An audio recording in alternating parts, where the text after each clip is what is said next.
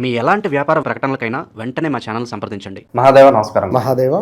గురుగారు, కాకి గనక మన తలపైన తన్నితే అది శుభం అంటారా అశుభం అంటారా? తన్నిన వెంటనే మనం ఎలాంటి పరిహారం చేసుకోవాలి? అసలు చేసుకోవాలంటారు ఏదన్నా? పర్లేదు, వదిలేస్తే పర్వాలేదు అంటారు. ఎందుకు వదిలేయాలి?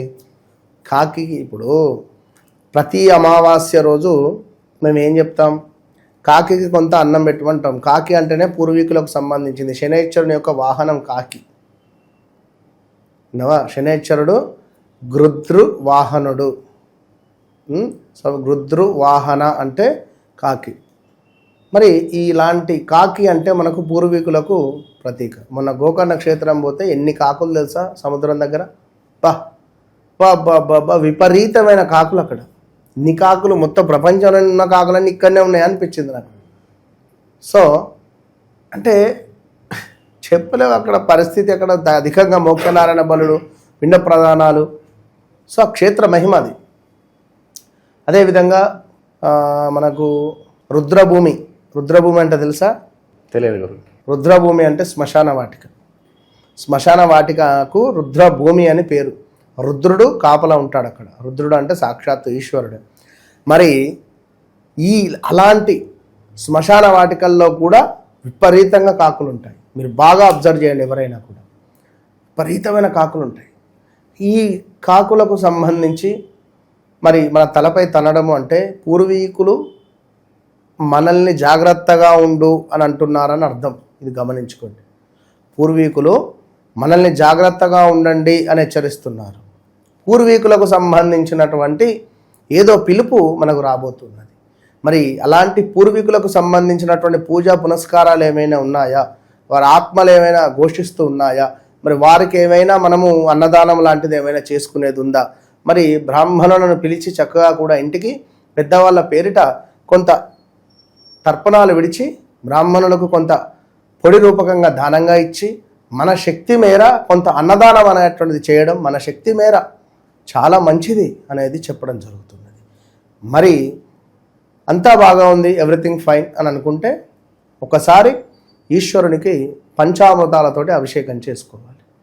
లేదు అని అనుకునేటువంటి వారు నువ్వుల నూనెతో ఈశ్వరునికి అభిషేకం చేయడం ద్వారా అపమృత్యు నివారణ దోషం నుండి విముక్తి అయ్యే పరిస్థితి ఉంటుంది. కాకి ఆ విధంగా తన్నితే తప్పకుండా ఈశ్వరునికి అభిషేకం అవసరము. కుదిరితే కొంత ఏమైనా ఇంట్లో పరిస్థితులు అనుకూలంగా లేవు అని అనుకుంటే నువ్వుల నూనెతో అభిషేకం అవసరము. ఇది బాగా తెలుసుకోండి. ఏది ఏమైనా మన వ్యక్తిగత జాతకరీత్యా కొంత శనైశ్వరుని యొక్క ప్రభావం ఉండడం ద్వారా ఆ విధమైనటువంటి పిలుపు మనకు లభిస్తుంది. మన వ్యక్తిగత జాతకరీత్యా గోచార రీత్యా అర్ధాష్టమ శని కానీ, ఏలినాటి శని కానీ, శనైశ్వరునికి సంబంధించిన పీరియడ్లో కానీ శనైశ్వరుడు నీచలో ఉన్నాడా, మరి ఏ నక్షత్రంలో ఉన్నాడు, ఏమిటి, శనైశ్వరునిపై వేరే గ్రహాల దృష్టి ఉందా, శనైశ్వరుడు ఏదైనా గ్రహంతో కలిసి ఉన్నాడా, ఇలాంటి విషయాలన్నీ కూడా మన వ్యక్తిగత జాతకాన్ని చెక్ చేసుకుంటే అర్థమవుతుంది. మరి అలాంటి తరుణంలో తప్పకుండా చెక్ చేసుకొని ముందుకు వెళ్ళడం ద్వారా అద్భుతమైన శుభాలను మీరు చూడవచ్చు. సో కాకి అంటేనే మనకు పూర్వీకులకు సంబంధించిందని ఇందాక చెప్పుకోవడం జరిగింది. మరి అలాంటి కాకులు మన ఇంటిపై వచ్చి కూస్తే బంధువులు వస్తున్నారని కావచ్చును, లేదా ఈ తరుణంలో వాస్తవానికి కూడా మనం భుజించేటువంటి క్రమంలో కొంత అన్నం ఒక ముద్ద తీసి పక్కన పెట్టి మనము భుజించిన తర్వాత చక్కగా కూడా చేతులు కడుక్కొని ఈ అన్నాన్ని తీసుకువెళ్ళి గోడ మీద పెట్టాలి. మీరు రోజు కనుక పెట్టగలిగితే మీ జీవితంలో మీ బ్యాంకు బ్యాలెన్స్ పెరుగుతుంది. ఇది మాత్రం సత్యం. ఎందుకంటే అది కూడా ఇంట్లో మీరు కుదిరితే వాయువ్యం మూలన పెట్టండి. వాయువ్యం మూలన కానీ ఈశాన్య మూలన కానీ పెట్టండి. ఈ రెండు మూలలలో కొంత ఒక ముద్ద ఎట్లా దొండకాయ ఎంత సైజు ఇట్లా బిస్కి పక్కన పెట్టండి. పక్కన పెట్టేసి చక్కగా పూజించండి. అప్పుడు ప్రతిరోజు పూర్వీకుల అనుగ్రహం కానీ మీ ఎందుంటుంది, అద్భుతమైనటువంటి ఫలితాలు ఉంటాయి. ఏదేమైనా అమావాస్య రోజు తప్పకుండా పూర్వీకులను తరుచుకోవాలి. ఏదో సంవత్సరికం అయిపోయింది, సంవత్సరికం అయిపోయిన తర్వాత ఇక వాళ్ళెవరో మేమెవరో అంతే అంటే కుదరదు. సంవత్సరికం తర్వాత మళ్ళీ ప్రతి సంవత్సరికము చేసుకోవాలి. సంవత్సరం నలుగురిని పిలుచుకోవాలి, భోజనాలు పెట్టుకోవాలి. ప్రతి అమావాస్యకు కూడా వాస్తవానికి కూడా ఇప్పుడు బర్త్డే రోజు మనము నలుగురిని పిలిచి పార్టీ ఇస్తాం. ఆ రోజు ఇక లాస్ట్ అందరు తిని మళ్ళీ ఎవరు తినరా? కడుపు మొత్తం నిండిపోతుంది ఆ రోజు.